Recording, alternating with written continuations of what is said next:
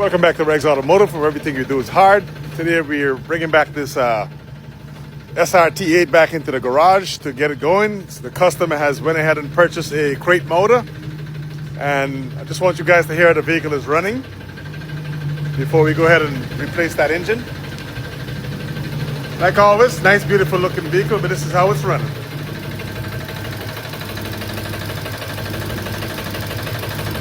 Little bit of noise. This is the one that we had investigated a few months ago, and we took apart the block and the oil pan and take a look at the connecting rod clearance, and the connecting rod was actually touching the piston skirt.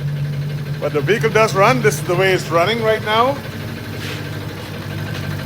It's been sitting on the outside. I guess the guy had to come up with some money to be able to purchase the new engine.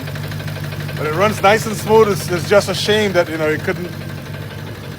wouldn't work out for the customer the way it is. I couldn't give it to him with it knocking. But that's what it is. So we just gotta get it back in the shop and get the battery charged up. This is the condensation because it's so cold outside right now. Approximately 20 degrees. I'm about to close the door, head on the outside, and show you the new motor. Yep.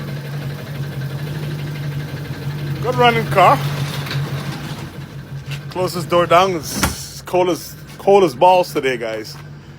So they went ahead and they purchased a crate motor that just came in from a reputable source right there. So we're going to go ahead and have this motor installed in the vehicle, and I hope this one does work out for him. I guess it came from a very credible source, so we just gotta hope and pray that all is going to be well when we install that one. Anyhow, just want to give you guys an update, and thanks for watching.